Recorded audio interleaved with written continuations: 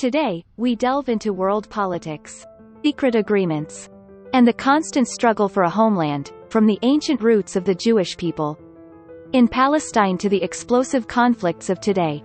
This is not just history, it is shaping our present world. If you find this video interesting, please support us by hitting the like button. Now, let's get started. Palestine has long been a multicultural region, with a significant Arab population. Approximately 70 years ago, the area saw an increase in Jewish immigration. Because of their different religions and cultures, clashes between Arabs and Jews occurred frequently. While it's easy to oversimplify historical narratives, the situation is historically complex and requires a nuanced examination of the past. What are the reasons for seeking Palestine? Firstly, exploring the extensive history of the Jewish people reveals their ancient ties to the land known today as Palestine. About 3,000 years ago, the Jewish people established the Kingdom of Israel in the area of today's Palestine as the land given to them by God. However, its strategic location made it a target for numerous invasions, leading to the eventual destruction of the Kingdom of Israel. After that, the Jews dispersed from Palestine, which was under the control of the Roman Empire. Thus, Jews dispersed globally, with many resettling in Europe and other regions. However, they continued to be persecuted due to cultural and ideological differences. Even in those countries, in the late 19th century, a movement known as Zionism emerged among the Jewish people, advocating for the establishment of a Jewish homeland. In its early stages, Zionism considered several potential locations for a Jewish homeland, with Palestine being a primary focus due to historical and religious ties. So why did the Jews choose Palestine? The reason is the Balfour Declaration.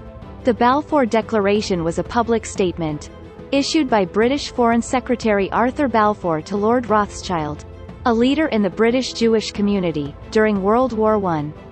In this correspondence, the British government expressed the following to Lord Rothschild. In this correspondence, the British government expressed support for the establishment of a national home for the Jewish people in Palestine. The Ottoman Empire, with a majority Muslim population, controlled the region at the time. The British understood the potential for conflict inherent in establishing a Jewish homeland in the area. Given the diverse religious and cultural demographics, the British then made a proposal to the Arabs, who were then under the control of the Ottoman Empire. If you cooperate with us in the war, we will help you build a country for the Arabs. The place is Palestine. The British, who really wanted to win the war, made a similar proposal to France and Russia. If you win the war, we will divide up the Ottoman Empire's territory. The place is Palestine. In this way, the British made similar promises not only to their allies, but also to Jews and Arabs. Later, when World War I ended, Palestine became a territory governed by the victorious British. As a result, Jews who had been persecuted in Europe began to immigrate one after another. However, as mentioned earlier, Islam and Judaism have completely different beliefs, customs, and cultures. As a result, they often came into conflict with each other. Later, at the end of World War II, the British decided to give up the territory of Palestine. This was because the problems between Arabs and Jews had become too complicated. The newly formed United Nations took over the problem that the British could no longer handle. The United Nations, an international organization in which the United States played a significant role, took charge of the issue. It was under these circumstances that the partition of Palestine was decided upon. The partition plan proposed allocating 56.5% of the territory for a Jewish state.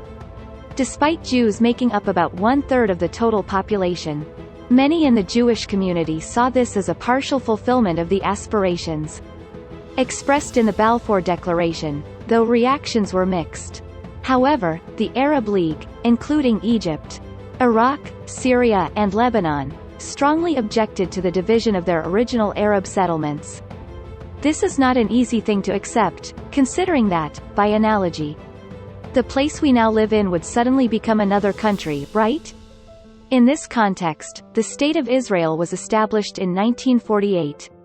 Jews believed that the establishment of the State of Israel was the endpoint of Zionism.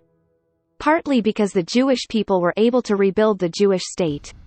After about 2,000 years since ancient Palestine was destroyed and dispersed as a Roman province. The many wars in the Middle East. In response, the Arab League and local forces initiated actions to counter the establishment of the State of Israel. This event was the First Middle East War.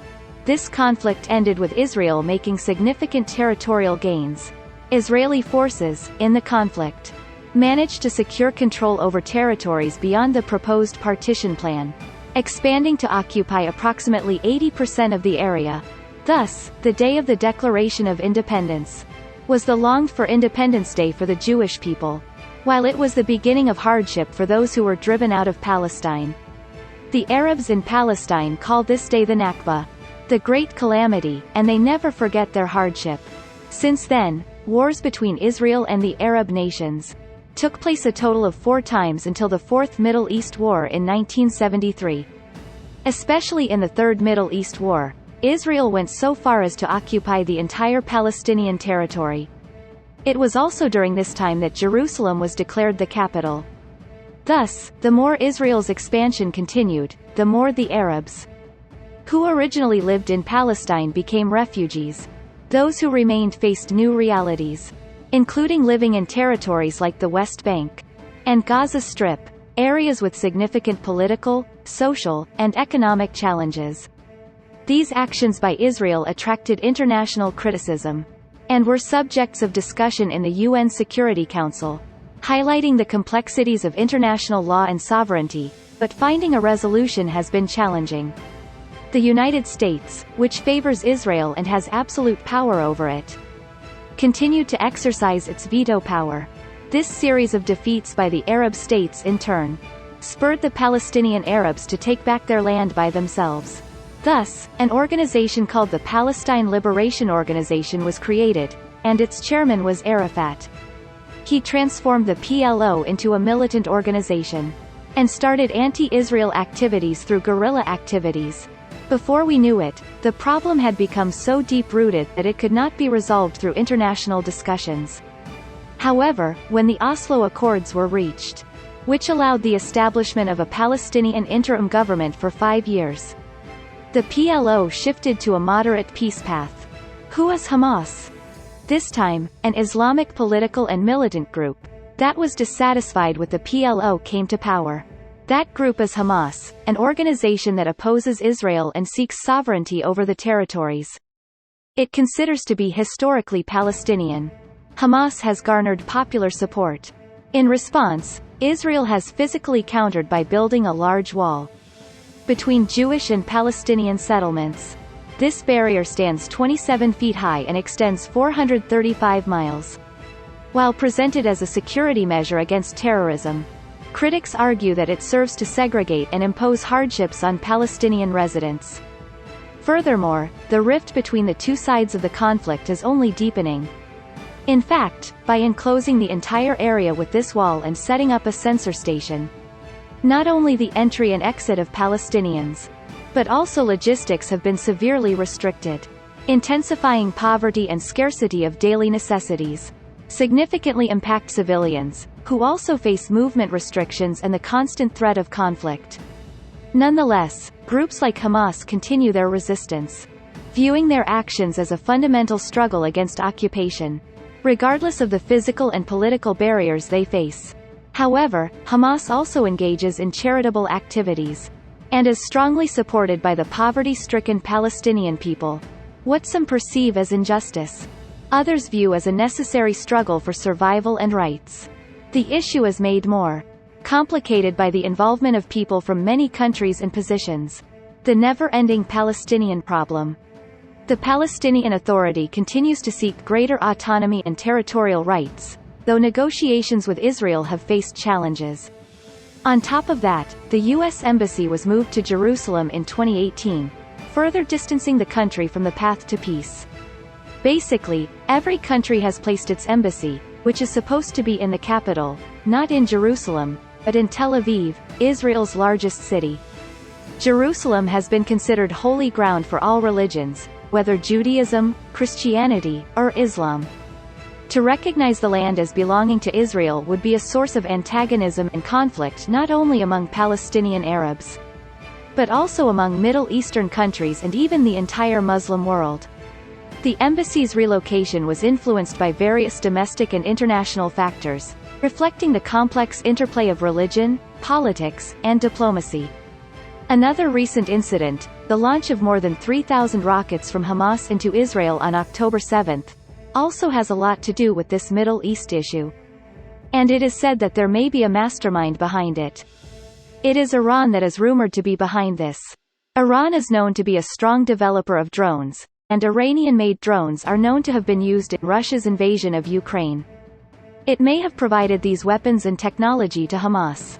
Iran is also at odds with the US on Middle East issues to begin with, so there may be new developments in the Middle East issue again. Or perhaps this is a move to distract attention from the Russian-Ukrainian war.